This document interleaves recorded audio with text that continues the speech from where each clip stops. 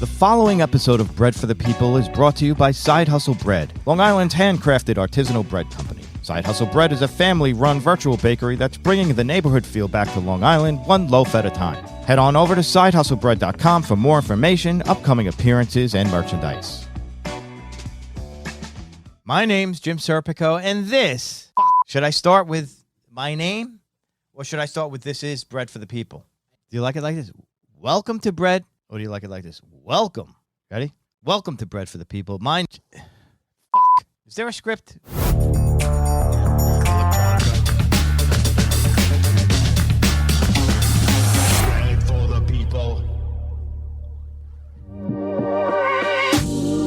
Welcome to Bread for the People. I'm Jim Serpico. My next guest is a sourdough bread baker, a recipe developer. Her fans know her as Sourdough Enzo. Hailing from Ottawa, Canada, please welcome Rachel Pardoe. Hi, Jim. How are you doing?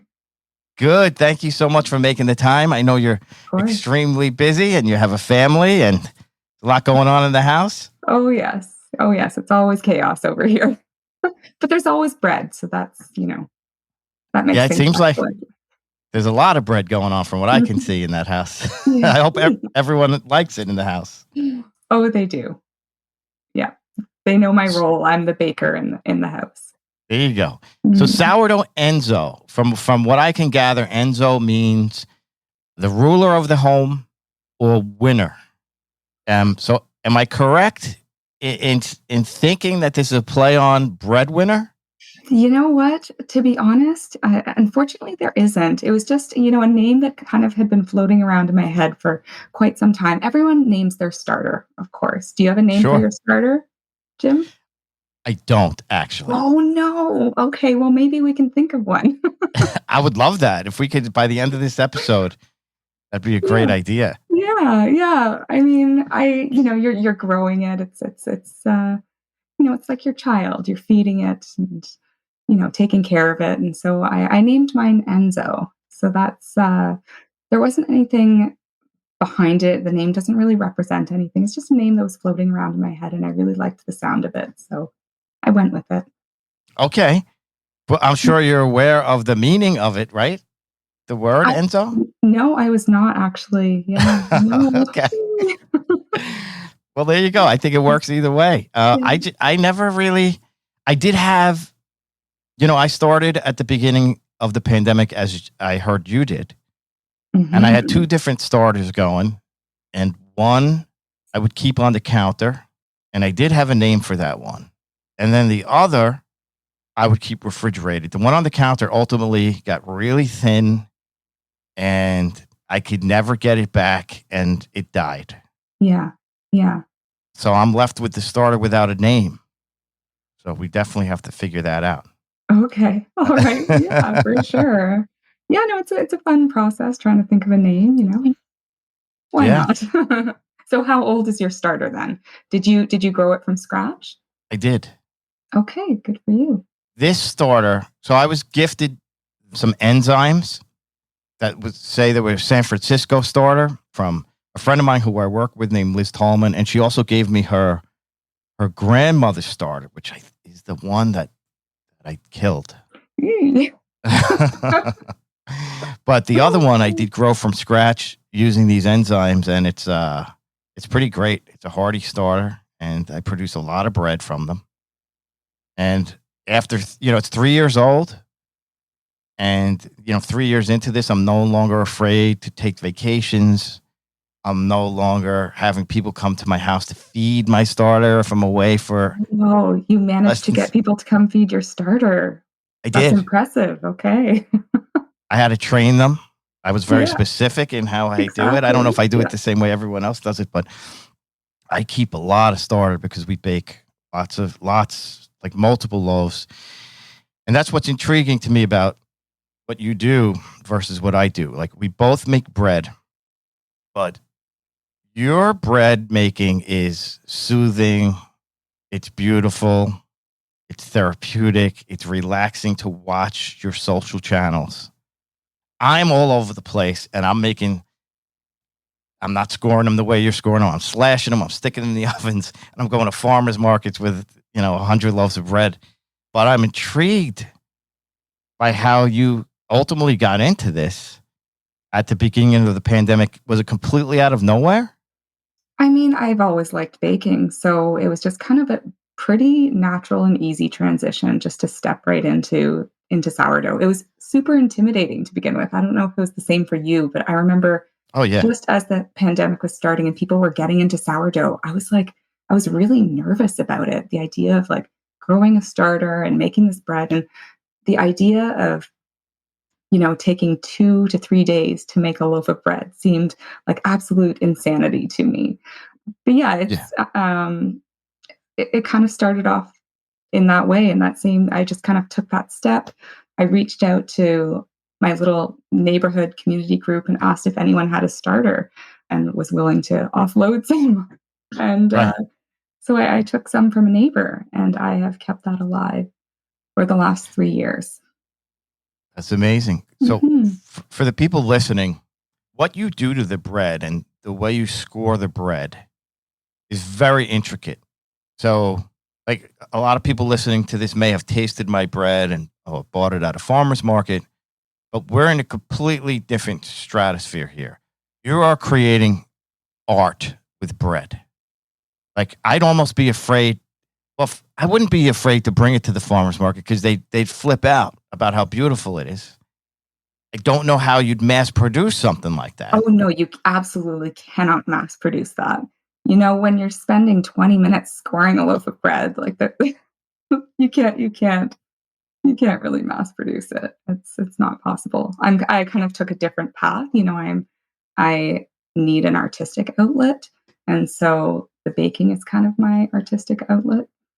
So I Yeah. actually used to make cakes as like a hobby. I was like a hobby cake baker, which really isn't healthy. So this is a healthier option. So Listen. I was able to channel my art into bread. So that's the thing. You were like when you were making these cakes, they were also intricate in terms of Yes. the Oh, art. absolutely. All the icing details and piping and all of that. Absolutely. There's there's a one bread. Trying to see if I have it on my notes that you made that I saw. I mean, what is the longest you've ever spent scoring one loaf of bread? Scoring, I would say maximum maybe 25 minutes. But when I was Okay. doing the seed art, I don't know if you, back in the day, probably like a year and a half ago, I used to do decorative seed art with like sesame seeds, like black and white sesame seeds. And Wow. I would spend like 2 hours like designing Right. these little designs to kind of put on the bread. It took too much time, but It's it was very fun. similar It was fun. to what people do with sprinkles. I see that on cake, sprinkle art, which is Yeah, pretty cool and time yeah. consuming. It certainly is that. But you did it as a hobby right out of the gate? Or did you know, like, at what point did you decide to capture this on film and figure out how to do that and how to record quality sound? It doesn't sound to me like the sound's coming off the phone. It sounds like you've gone to some great lengths to capture professional video. Honestly, I just use my iPhone and I use a little like phone mount, and I actually Right. had a phone mount from when I was doing the cake design, so that worked out really well. I don't really have any professional equipment with the exception of this little Godox light back here, which allows me to like film at night, which makes a huge Right. difference because in Canada the sun sets at 4 p.m. in the winter. Wow. Yeah. What about Yeah. the editing though? Like I just watched a video that had a montage of about 20 pictures before it went into the meat of the video. I mean, that's time consuming.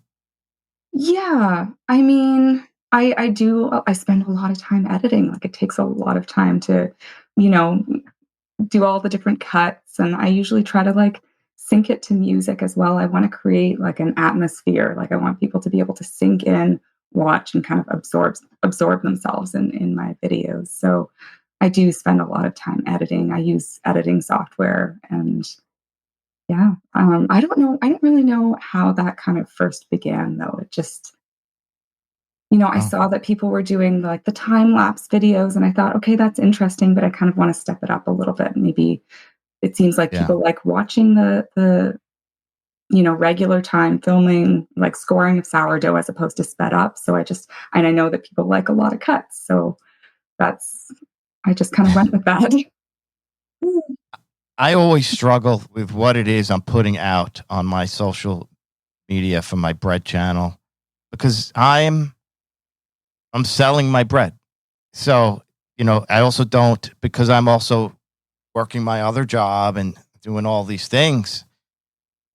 Listen, you just said you spent 25 minutes scoring a loaf of bread, maybe not all the time, but you spend a lot longer, right? Because you're Mhm. creating art and the editing takes hours. Mhm. So I'm always struggling with the balance of do I try to create this beautiful video stuff, or am I trying to do the finished product, which is because that's the other thing is like, did you think about from the beginning who the market is of the people watching you? I didn't initially, honestly. I just kind of jumped in. I created an account. I thought, you know what? I might as well just start filming and see how it goes. And uh, yeah, it's So you kind of fell into, and I might be wrong, but it seems to me that it's a lot of bread makers watching you and being amazed by what you're doing, and maybe some casual bread makers. But you know, where I'm trying to get the average consumers to get a loaf of bread, yeah. I'm wondering if it's a different audience. I think it is a different audience. You're selling your bread like it's you've got a hyper local location where you're selling your bread, so you're catering to a totally different audience. So I didn't really know what I wanted to do when I started off with creating my account, but it kind of evolved into this art, and it's kind of something that can be appreciated, hopefully internationally. And my approach is not to sell my bread. My approach is kind of going to grow my account.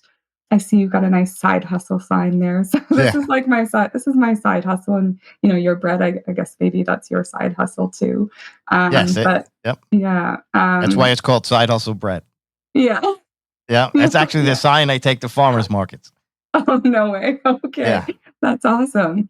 Yeah. Yeah, so I mean, I approached my side hustle as being like, my art, and maybe I can promote various companies through my social channels versus actually selling my bread kind of more locally, where Yeah. you want to promote within a city, or a small neighborhood farmers market. Yeah. I mean, your art on bread is some of the most intricate I've ever seen. The Oh, one thing thank that you. that you have inspired me to try, and I haven't done it yet, but I do have the dark cocoa powder because I make a chocolate bread, but you use it in a whole different manner. And I love the contrast that so you skin the bread with a dark cocoa powder, a fine cocoa powder. Not a And lot, though. You don't want to use too much because it can affect the flavor. It can make it a little bit bitter.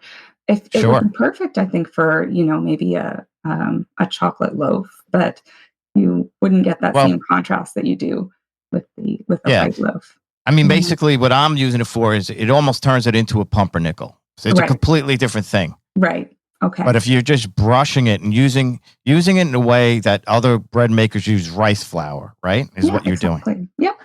It's purely decorative, my purposes, and I honestly, the amount that I use, I don't really taste it. Maybe I do, but I don't mind it. I Right. don't really taste it. Well, it probably also, I bet you when you heat it, you're cooking it at that temperature in the oven for so long, and it's just on the very outside crust. But I feel like I could do some fast scoring that would have nice contrast and maybe Mhm. try that. Yeah, The for other thing sure. that I've learned from you, and I also heard about it, I would say within the last month somewhere else, was pulling out a loaf of bread after 5 to 7 minutes I usually do 7 minutes. That's the sweet spot for me. and then scoring it. Yes. So For our listeners who may bake bread or may not bake bread, explain why somebody would take it out of the oven and then slash a deep cut or start creating the art at that stage. So I don't actually recommend starting to create the art at that stage. I recommend doing the detailed, intricate design before it goes in the oven and then popping it in the oven for 7 minutes, pulling it out after the 7 minutes, and then doing the what's called, I guess, what I call the expansion score, which is to help preserve the design. So that way it's not bursting in unwanted places. So it really helps to control where the dough is expanding more so than if you were to do a slash before putting it in the oven. I have found anyway. So that I'm clear, it will burst where you cut it at the 7 minute mark. Yes, That's where you're sending the thrust of gases out. exactly. So you could also, like, if you want to make sure, like, if we're not doing bread art, what we want, that ear Mhm. that you could put on Instagram or Absolutely. for your customers, even though customers don't love the ear because it doesn't make a great sandwich all the time. No, but it looks really nice. It looks nice in pictures. But I tried that last weekend, and it definitely helped. Because I don't know if it's the layout of my oven on each rack. So I can bake about 15 or 16 sourdoughs at a time in 3 pans. And it's Wait, is that funny. is that in a conventional oven or is that like a Nero kind of No, I use micro bakery? it's a micro bakery, a turbofan Okay. convection. Oh, So okay. it's a five. It's a double. I have 10 pans, 2 5 pans sitting on top of each other, and I go every other rack because the sourdoughs expand so much. But Wow. sometimes in that oven, if there's 5 loaves on the pan, 4 of them will have the ear and look great, and the fifth one always bursts at the bottom. At the bottom. Yeah, That's funny. but I've never had that happen before. I have it happen often. Wow. But again, I'm not using Dutch ovens. I'm using, they're open and they're free formed. But when I took them out and I slashed them all. I re-slashed. I just did a simple cut and Mhm. they all popped up. So I'm wondering if for some reason there's different heat or something going on. But I don't know. But by doing that slash 7 minutes in, it did force it to all come out there. So At I the don't know. top as At the opposed to the top. bottom. Yeah. Yeah. Okay. Wow. I mean, I can't really speak to, using those larger, bread ovens, but I'm curious about like is it easy to remove the bread and do that with one of those ovens? Because I know that the the Dutch oven that I have, it's very easy to just like pull it out, do the slash, and then bang goes back in, no problem. Yeah, for me, I've got a pretty heavy duty, like 6 foot by 4 foot butcher block table right near the oven, and Mm, I'll literally put the tray, it's a full pan right on the block and cut it and go back in. Yeah, okay. All uh, right. it Wow. works. Awesome. I'm glad to hear that. I mean, I love it. I started doing this method, I think back in August of 2021, and on it, I haven't gone back. I can imagine. Yeah, it really works for me. Now, are you involved? I mean, I don't know the layout of Ottawa compared to like. There's got to be a downtown, and I have looked up some bakeries in Ottawa, but I don't know if you are close to these places because there's some good bread bakeries in Ottawa. Yeah, there are a few, but I mean, why would I go to a bakery when I basically have one here? Got it. Yeah, Yeah. yeah, Even though it's a very different thing, I would think they'd come after you yeah. to give classes. Now that's something you do too, right? I do like one-on-one Q&As. I've considered doing a class, but I haven't jumped into that yet. I have all of these ideas and thoughts in my mind about how to kind of expand my side hustle, but time is limited and it's hard to dedicate that amount of time to all of my ideas. Do you think it's how would you teach the scoring technique that you use? Is it teachable? Can you teach a large group of people? I think so. Yeah, I mean, I know that a lot of people will message me and say, "I'm not artistic. I can't do this. I've tried to do this. It's not possible." So maybe there is something to be said for some kind of natural having that artistic quality, but I feel like it could be taught. I feel like it's kind of like drawing, and I feel like you can learn how to draw because that's what I'm doing. I'm drawing on bread with a blade. Right. I think that, perhaps if I did offer a course, I think it's teachable. What Although I think about some people might disagree with me, but I do I think it's I think it's teachable. teachable in the way that sip and paint classes are a thing. That's right. Yeah. I think you can go on Shark Tank Yeah. and have a score and sip Yeah. chain across Yeah. the world. You know, listen, man, stranger things have happened.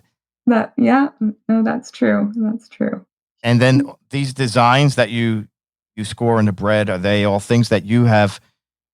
Are they based on anything else?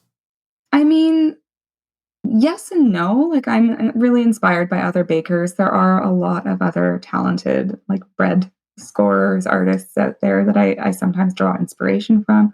A lot of it, I when I first started, I actually would spend the night before I baked the bread, I would like draw out the design that I was going to do. And I don't really do that as much anymore. I just kind of go in and freehand it. I might kind of scroll back through my feed to see if I'm inspired by anything. But when I first started, I would often just draw out what I wanted to put on the dough. Right. Hmm. So the tools that you use, you have some tools I don't have. I do have one of the Wire Monkey blades. I love their stuff and their products. You use that, right? Oh, yeah. Yeah, I have the full set. I You have have their full all set. 12 or 13 LOMs. Oh wow, Yeah. No, that's they're pretty really good. cool. Yeah.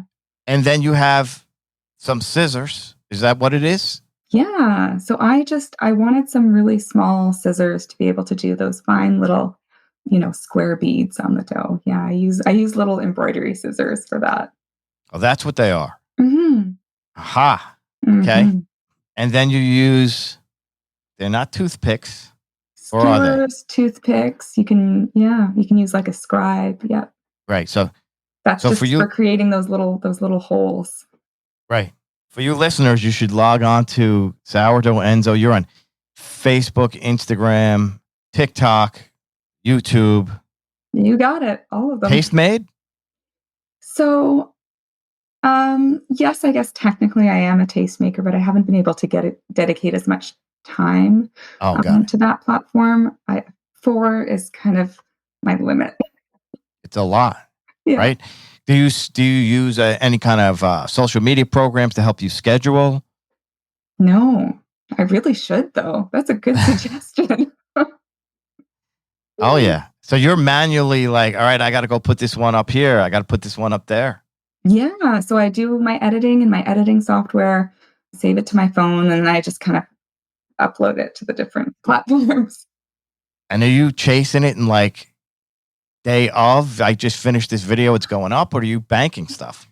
Oh my you should see the amount of content I have in my phone that I haven't uploaded. Oh my gosh.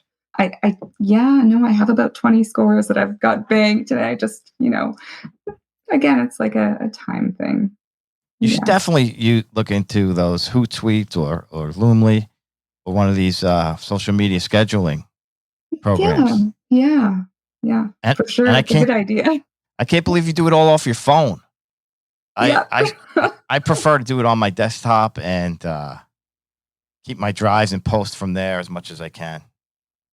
Wow. No, I've gotten used to my phone. I've gotten used to the editing on my phone. I mean, it kind of works for me, I guess. I'm sure I could simplify it. Now you have some affiliates that you work with, and I looked into this Forno. Is it a bread oven?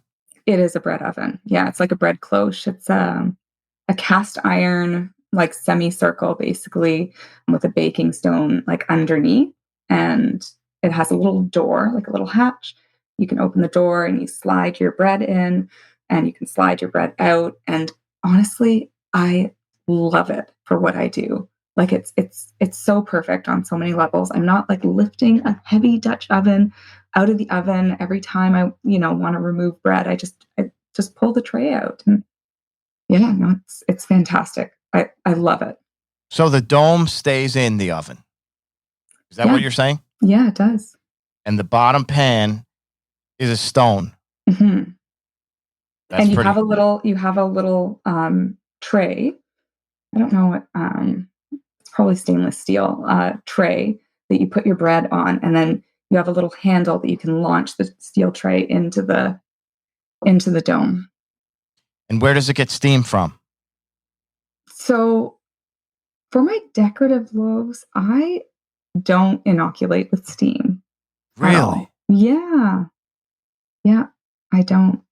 I find that usually when I'm doing the 7-minute score, just the moisture from the dough is enough to kind of produce that lift, that rise. That's amazing. And how does it change the texture of the crumb and the inside? I mean, honestly, I'm probably biased, but I think I make a really good loaf of bread, and I can't really speak to the. Before I had the Forno, I was using a regular kind of Dutch oven, and I just kind of tossed some ice cubes in periodically. But I did find that it caused that design to dissolve, and I didn't really want that.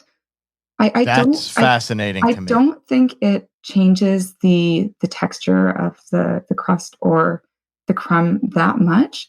But one way that I compensate for it is that I actually leave it in the closed Forno oven for probably around 30 to 35 minutes. And then I only do a 10-minute uncovered bake.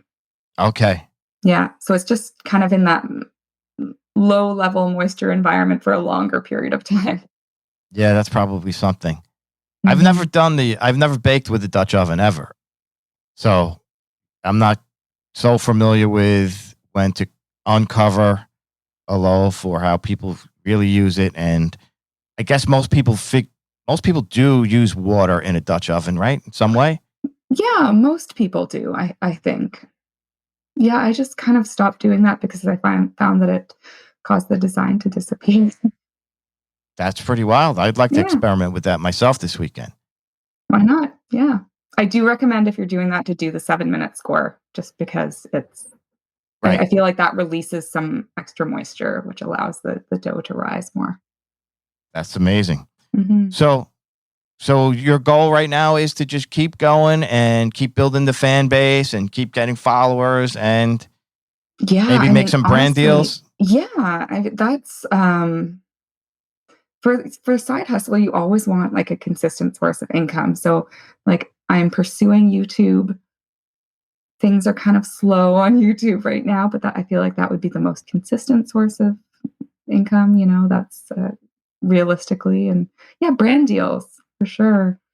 That's I had a partnership with Disney Plus like a couple months ago, and honestly, that was like one of my goals when I first started doing the seed art. I would tag Disney and I'd be like, check out my seed art, check out my No seed art. way. And they actually, when they reached out to me, they linked my seed art. They're like, try to do something like this. I was like, oh my God, you found it. So Do you it's just, think I always wondered about tagging people? I don't often tag people, but I do see people tagging other people. I have people tagging me. I don't Mhm. have close to the amount of followers you do, but maybe because of the podcast or whatever, some people are tagging. And I was wondering if that actually works. So you think Disney came to you potentially because you were tagging them? Potentially, I think, because they made reference to one of the videos that I tagged them in. So I don't know how else they would have found me unless they came across me just through one of my other videos. Right. Yeah. That's so cool. And have you Yeah, tried reaching out to agents that specialize in brand deals? yeah, I've just started to do that. Hmm. Yeah, I was just trying to find like a social media like manager or something to help me with outreach because I'm not very good at outreach. Yeah, man. So what are some of your favorite? breads to bake. I know that you do. I mean, what stood out to me? I saw a brioche Hmm. that I don't bake those a lot. I'm very interested in that.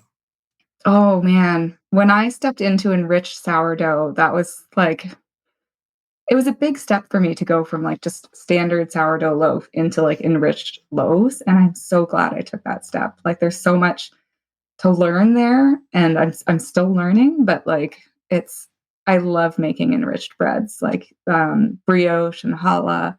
I like doing flatbreads. Like I just like a variety. Like every weekend I try to do my standard loaf, but then I also try to, make something else that's, you know, Yeah. So that my kids will like because my kids they like the soft fluffy stuff. I hear you, and that's something I need to work on myself. I make challah with regular yeast. I Nice. don't use my sourdough starter for the challah. I should try that, but I do love making challah. The struggle I also have with challah is I find because it's enriched, it browns quickly, and I always struggle with the color of it being Hmm. too dark for me. Yeah, I mean, I guess it would be like baking at a lower temperature for longer. Yeah, I struggled with that initially too. I think it was just because I was baking it at the temperature that was too high. Yeah, Got it. and sometimes even if I lower it and it's not browning enough, I'll just kind of pop the temperature up for, 5 or 10 minutes, and then it usually browns. Right. And what's the key to flatbreads when you're working with sourdough and flatbreads? I mean, I've made naan. I haven't made pita yet. That is one that I kind of want to try. I wouldn't really say there's any kind of key. You just want to make sure that it's proofed properly. That's with all breads, of course. You know, with the naan recipe that I've made, I like to use a little bit of yogurt. I find it gives it that extra little tang. Yeah. And another flatbread that I've made with sourdough starter is it's called a mesemen, which is like a Moroccan layered flatbread. It's kind of like a paratha. It is really, really good and really buttery. With that one, it's just, making sure you're layering with lots of butter and oil. And are those bulk fermenting for a couple of days, or are those quicker? The naan is fermented a bit quicker. You could probably do it same day. It would be a little bit tight though. The mesemen actually doesn't really need any actual leavening. Like there's no fermenting or very minimal fermenting. So it's just kind of adding that sourdough discard in if you're looking to get rid of some kind of young discard, Oh, that's you cool. can toss it into that recipe. Yeah. And then I think this weekend I'm going to try your bagel recipe. Oh, nice. Yeah. Oh, that's a That good one. looks I pretty really like cool. it. Yeah, they're really good. Yeah. Now, have you had New York bagels in your lifetime? No, but I have had Montreal bagels, and Right. honestly, oh, Montreal bagels, nothing compares to Montreal bagels. They are excellent. Oh man, I don't know. I'm probably biased, but I you don't get better than a Montreal There's bagel. a lot of dispute about that. Yeah, I know. New Are Yorkers are you a New don't York agree. bagel person? I just grew up with it, so it's what Okay. I know. Okay. I just like pizza. I appreciate different styles of pizza from around the country. It's just different, you know, and it's all Yeah. good. Bread is great. Right. All Right. bread's great. All right. So I have a question. This is my last question. Okay. I like to ask my guests this, and I'm going to put you on the spot. Oh. If you had to recall one meal that was memorable in your lifetime, can you tell me what that meal was, who you were with, and why it was so memorable? Hmm. Wow. That's a good question. So I guess one of the most memorable meals is one is sticking out in my mind, but I feel like I need to give it like a little bit of a backstory. Um, so my mother is Zoroastrian, and this is a religion that kind of started in Persia, and then they kind of were forced out of Persia and moved to India. And so as a part of the Zoroastrian religion, there's this ceremony that you're supposed to have when you're engaged to be married.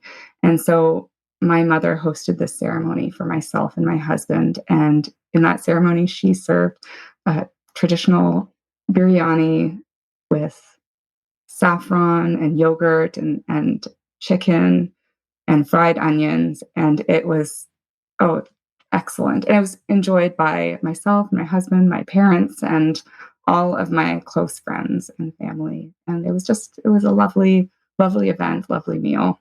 It was wonderful. That's amazing. Yeah. That's what food's all about. Is getting people together and sharing an experience and burning that memory into your mind. So that's a great story. No, thank you. Good stuff. Good stuff. Everybody follow Sourdough Enzo on all the social platforms. She really does something that I think will blow your mind. And I appreciate you spending the time with me. Yeah, thank you so much for inviting me. I was very excited that I received this invitation. I'm so happy to have chatted with you. Absolutely. I love chatting sourdough, of course. Yes, of course. All right. This episode of Bread for the People was brought to you by Side Hustle Bread, Long Island's handcrafted artisanal bread company. Side Hustle Bread is a family-run business that's bringing the neighborhood feel back to Long Island one loaf at a time. If you like what you're hearing, don't forget to head on over to iTunes and rate and review this episode. Reviewing and rating is the most effective way to help us grow our audience. This episode was produced by Milestone TV and Film. I'm your host, Jim Serpico. Blessed be the bread, everyone.